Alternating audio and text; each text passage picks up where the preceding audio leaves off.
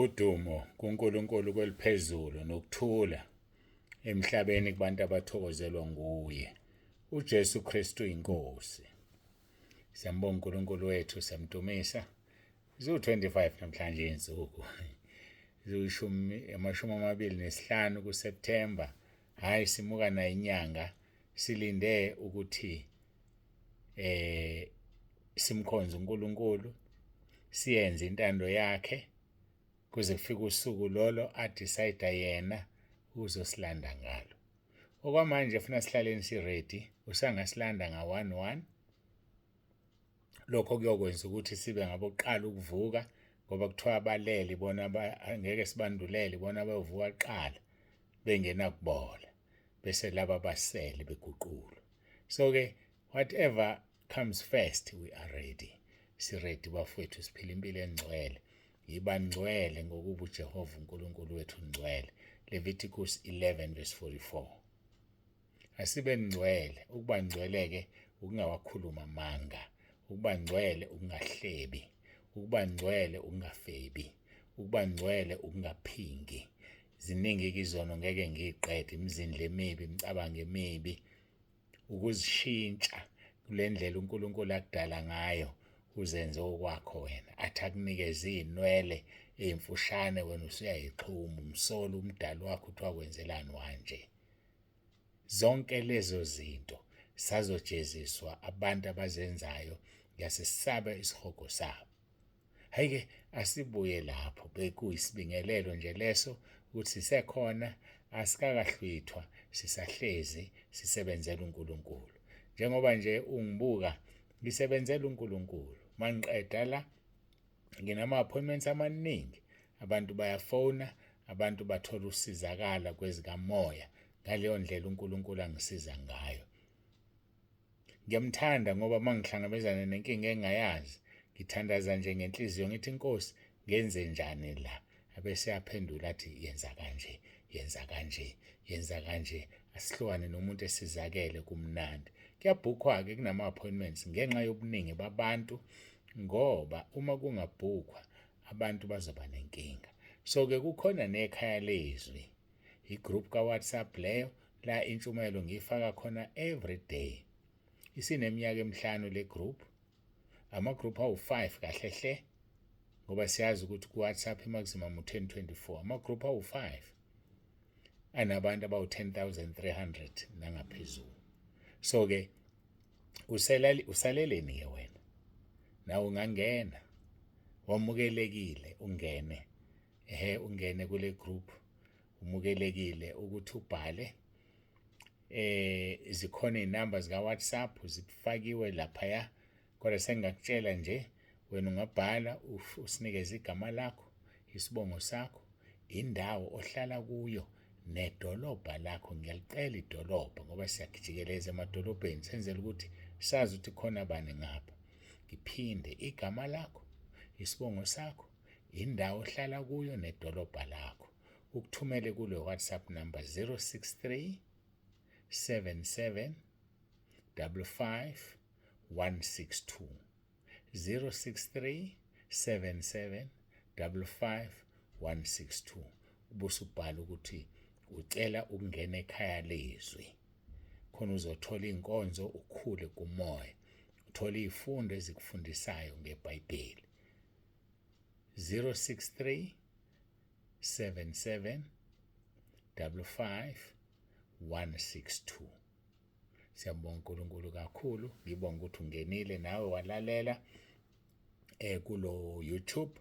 Subscribe-ke mntakababa. Konakele ezweni. Izinto ezitholakala ku-YouTube zingamahlazo, amanyala, ezinye zazo kanti nezingcwele futhi zikhona. So-ke wena subscribe kuma-channels owathandayo, kuze ungalokhu uyolimaza imizwa yakho yobuka izinto ezingcolile, kodwa ungene ngqo, ngoba inkonzo izobe isivelile laphaya, yathi pop up as a message. Press ekhona ungene ngqo kwenkonzweni efaka uBaba uNsibande, noma-ke yiphi-ke i-channel yokukholwa othande ukuthi usubscribe kuyona. Siyambonga uNkulunkulu wethu kakhulu, siyamdumisa. Uyalimela izwi lakhe. Uthi laphaya kuJeremiah 1:12, uyalilinda ukuba likwenze lokho alithume khona. athi uJesu kodlula izulu nomhlaba, kodwa ngeke kudlule nagamana linye alikhulumile, kuzofezeka konke akushilo. Siyambonga uNkulunkulu wethu. Ake siguqe sithandaze singene ngize ngikhulume kanjena nje ngisuke ngakhumbula ukuthi umhla 25 namhlanje. Mhla 25 ubungekho kwi-picture. So ngamagama usuku lokuqala sidlulile kwizidubedube ebezibekiwe. Uyilalelile inkonzo yayizolo. Ngiqolise kwaba ku-YouTube, ngiqede late kanti sekhona ungifonelayo ngagcina ngikhohle ukuyifaka ku-YouTube. Ngizonifakela ku-YouTube isihloko sayo ithini? Ithi kumelwe sibe ngamaqembu amabili, kumelwe sihlukane phakathi. Ngiphendula umbuzo othi kwenzeke kanjani singabazalwane sonke? Kwakhona abazalwane abakhuluma olunye ulimi, abanye bakhuluma olunye ulimi. iBhayibheli lithi kumelwe kube njalo kuze babonakala abaqinisile. Inkonzo yayizolo leyo ngizonifakela seyihlangene namhlanje ku-YouTube. Ngiyaxolisa kakhulu. Bengithi ngiyayibheka sengiyabona ukuthi hayi ngigcine ngayifakanga. Siyahamba-ke isikhathi asingilindile, asiyezweni lenkosi, siqhubeka nentshumayelo yasentabeni. uJesu Kristu inkosi. Masikhuleke.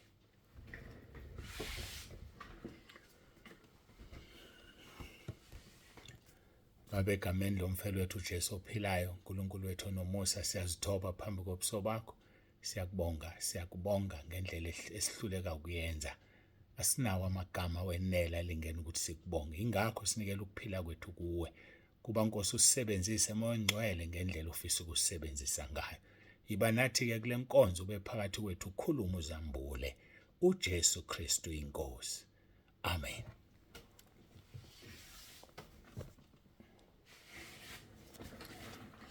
Ake siyambonga uNkulunkulu wethu kakhulu, siyamdumisa abangcwele. Akekho ofana naye, akekho njengaye. Sizovula izwi lenkosi eliwumgogodla, Matthew chapter 5 verse 9. Babusise wabalamulayo ngokuba bayakuthiwa abantwana bakaNkulunkulu.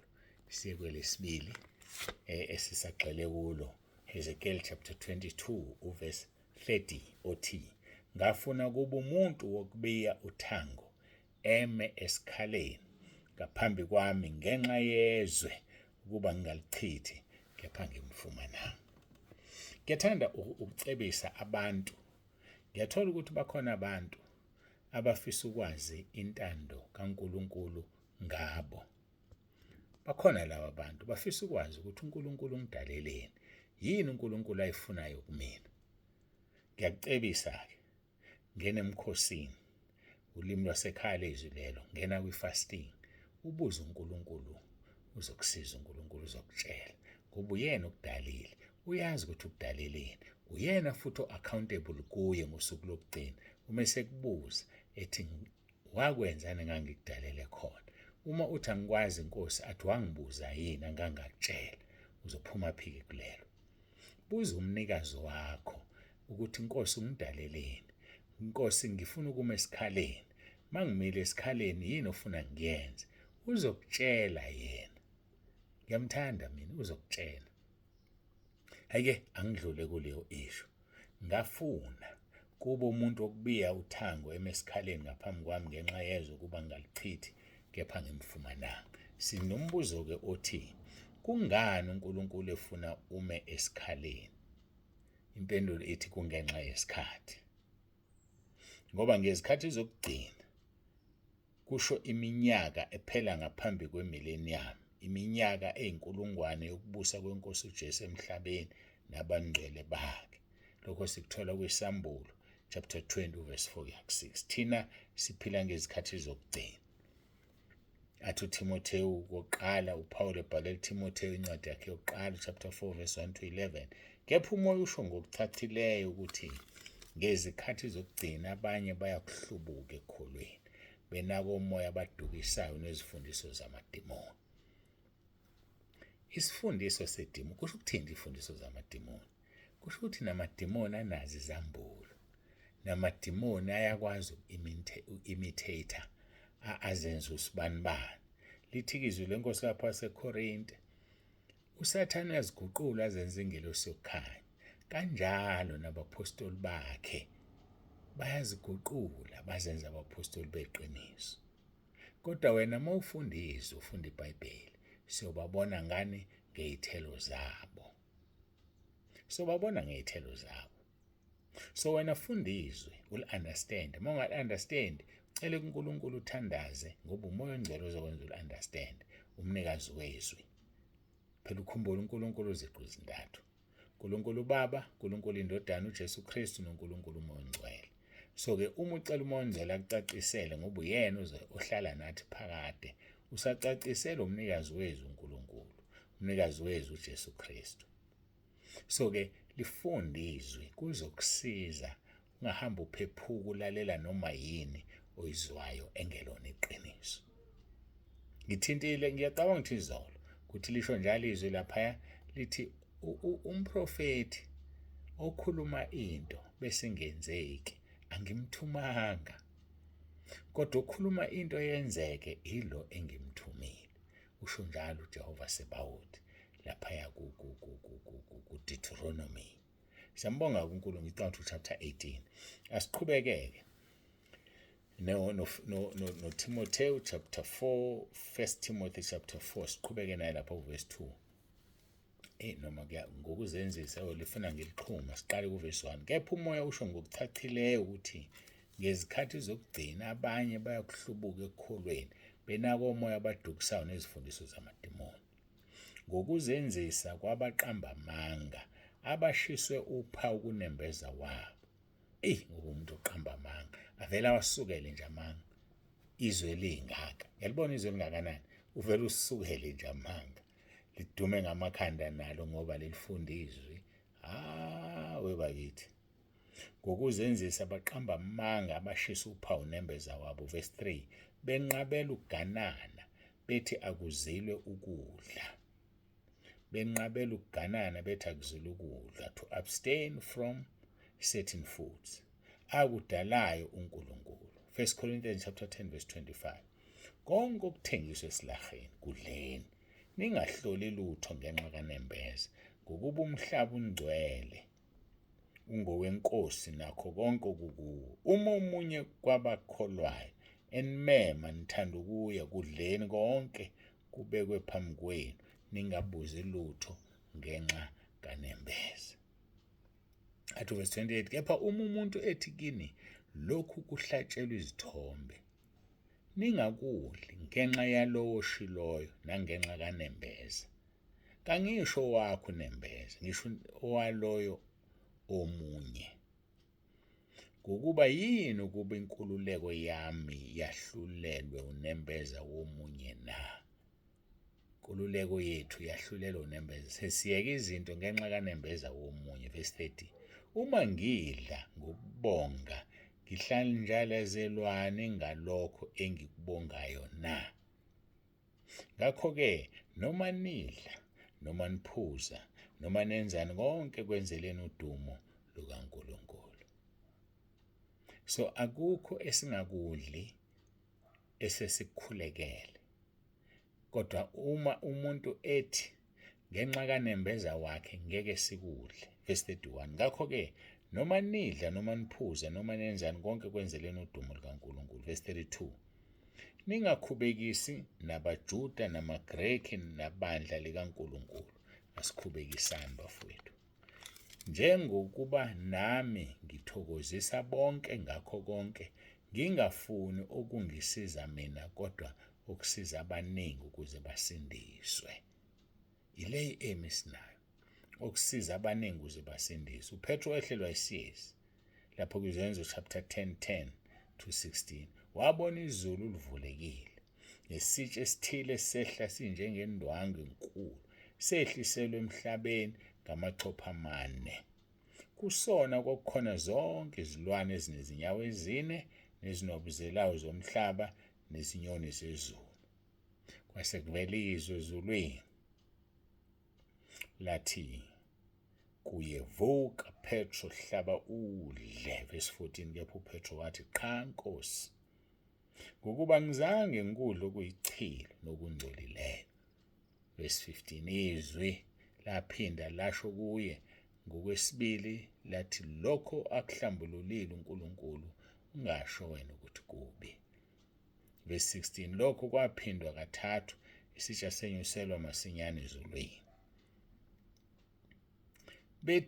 Bethina abantu lapha kuTimotheo chapter 4, akuzile ukudla uNkulunkulu akudalayo. La kuthiwa asingasho ukuthi into edalwe uNkulunkulu ingcolile, kodwa ukuba kwamukelwe ngokubonga abakholwayo nabalazi iqiniso. Sikwamukela ngokubonga ukubusisa ukudla. Uyabusisa nje wena mawudla. Uyakubonga ukudla mawudla kuNkulunkulu noma uvela ushona uvumbuluke. By the way, abanye bakushiya epletini kuyochithwa kodwa ade liphaka uyena. Umona loyo. Inhliziyo engaphandle. Uphaka kakhulu ukudla kukuhle bese kuyakuhlula ungaqedi. Sekuyalahlwa isono lesakulahlwa ukudla. Ukudla nje akulahlwa. Uziphakela ukudla okulingeneyo bese uyakudla. Uma kuwukuthi uphakelwe ubona ukuthi kuningi, cela elinye iplate uhafulele khona, ngoba phela akekho uzodla ukudla okusale kuwena. Kodwa uma ukuphakile before udle wakuhlephelela kwelinye iplate, akudliwanga muntu, sekukhona usengaqhubeka kudle ngoba akusalanga kumuntu. Ngoba ngelinye ilanga ukukhumbula lokhu kudla indlala isekubambile. So asilahli lutho, konke siyakwamukela enkosini kuyisibusiso. Ngokuba konke okudalwe uNkulunkulu kuhle, akulahlwa lutho uma kwamukelwa ngokubonga. Akulahlwa lutho. Abikho ukudla okulahlwayo, isona ukulahla ukudla bafowethu. Verse 5, ukuba kungcweliswa ngezwi likaNkulunkulu nomkhuleko. Sikungcwelisa ukudla ngani? Ngezwi nangomkhuleko. Xa ubeka lezo zinto kubazalwane, uyakuba isikhonzi esihle sikaKristu Jesu, wondliwa ngamazwi okukholwa nesifundiso esihle osilandelayo. Verse number 7, wale izinganekwane ezingcolileyo nezezalukazi, kepha zijwayeze ekumesabeni uNkulunkulu. Inganekwane bafowethu asizikhuluma. Khona masesime epulpiti nje uNkulunkulu asingalelo thuba, ukhuluma izwi, awukhuluma inganekwane. Awusitsheli wena ukuthi unonkosikazi omuhle. Awusitsheli izinto zakho, asinandaba nezinto zakho. Kahle hle masikhuluma iqiniso, asinandaba nawe thina. Sinendaba nento ephuma emlonyeni wakho ngoba iyona lesifuna isiphilise. So manje masilokhu sithemezela, usitshela ukuthi unomfazi omuhle wena, usitshela ukuthi wena unemoto edulayo, usitshela ukuthi wena uyahola malini, usitshela yonke lento, nesonto elinjani, nebandla elinjani. Usuphumile endleleni umfundisi wami. Sihlala phezu kwezwi kuphela. Ngaphandle makhona okunye okuyisidingo noma kufanele ukuthi ukufakaza kancane, njengami nje ngihlala ngihamba, sokufanele abantu bazi ukuthi ubani lobamele. Ngithi ukufakaza kancane ngempilo yami ngokuzithoba futhi, hayi ngokuphakama. Nginikeza uNkulunkulu udumo kukho konke engikwenzayo ngoba lungolwakhe. Uthi kumaHubo 1:15 verse 1, akafuni udumo lwakho ukulicazelana nomuntu. Udumo lwakhe nje akafuni ukulicazelana nomuntu. Lungolwakhe yedwa. So thina sivuma ukuba amathuluzi okuletha udumo kuyena. Hayi thina sithathe udumo. Cha. Uzokushiya uNkulunkulu. Khuleke engenzeki izinto. Sobona ngawe usuhamba usiyothwala. Angithi usuhlazekile phela izinto ayisenzeki. Kanti cha, siyaguqa nje thina sikhuleke sigcwaliswe ngamandla, sihambe sikhulekela abantu uNkulunkulu abaphilise. Yangithi ngithini? Sikhulekela abantu, but who heals is the Lord. Uyena owenza umsebenzi, thina siyabanxusela, thina siyabacelela.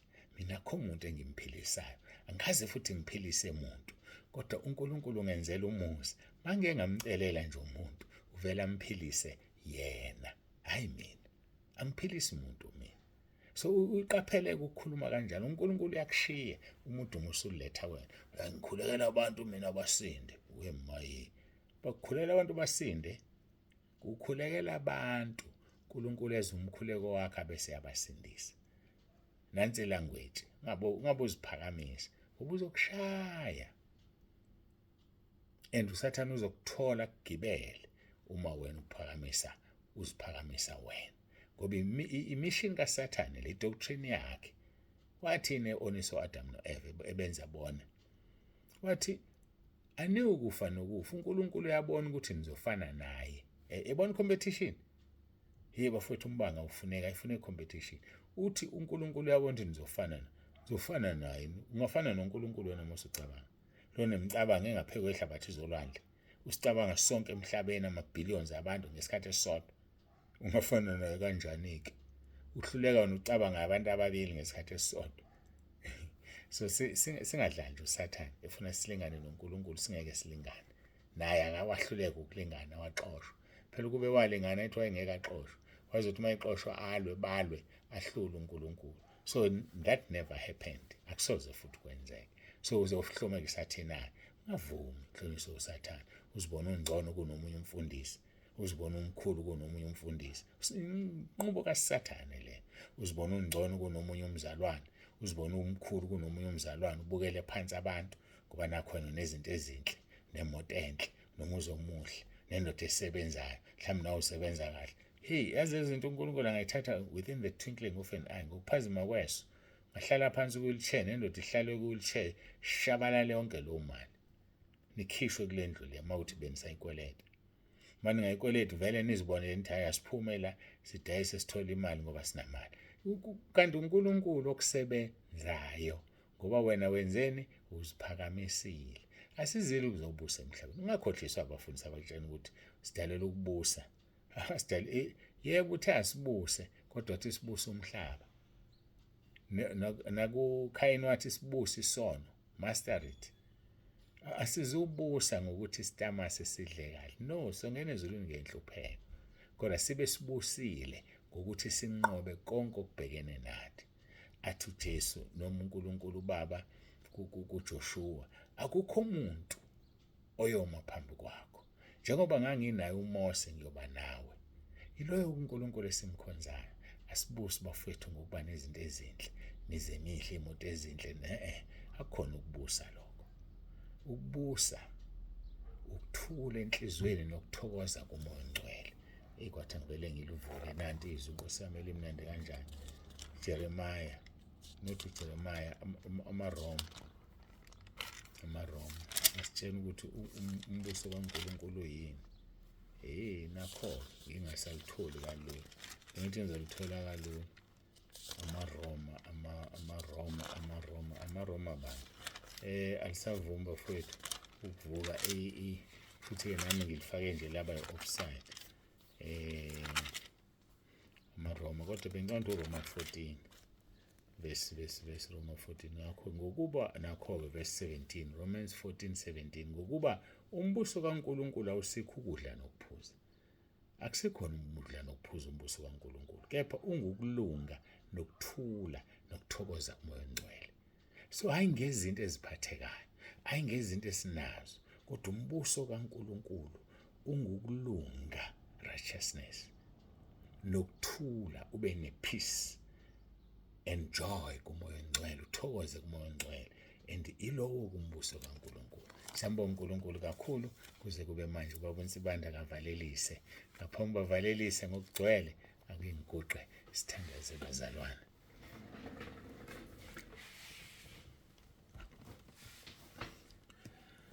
Baba wethu ongcwele, uNkulunkulu wethu nomusa, siphambi kobuso bakho siyabonga ngakho konke osenzele khona. Siyakudumisa Nkosi, akekho ufana nawe. Siyakudumisa Nkulunkulu wethu. Ngiyacela ukuthi uqhubeke uthathe indawo ezimpilweni zethu, sikhonze ngobungcwele, sihambe ngobungcwele, sisengabafokazi kulelizwe. Siyabonga Nkosi ngakho konke, sizwile izolo ukuthi ukuze kubonakala abaqinisileyo kufanele sihlukane phakathi. uJesu Kristu inkosi. uJesu Kristu inkosi. uJesu Kristu inkosi. Amen. Siyambonga-ke kakhulu uNkulunkulu wethu, siyamdumisa abangcwele. Sengizoyifaka zombili izinkonzo zobona ngedate yanamhlanje ino-25, izolo ino-24, kodwa sizongena ilandelana. Usuyobuka ngedate bese uyakwazi ukulandelanisa. Ngixolise kakhulu ngenza iphutha izolo. Ingene late nale ka-WhatsApp kodwa igcine ingenile. uNkulunkulu akubusise. Ubaba uNsibanda uyavalelisa. uthi uJesu Kristu inkosi.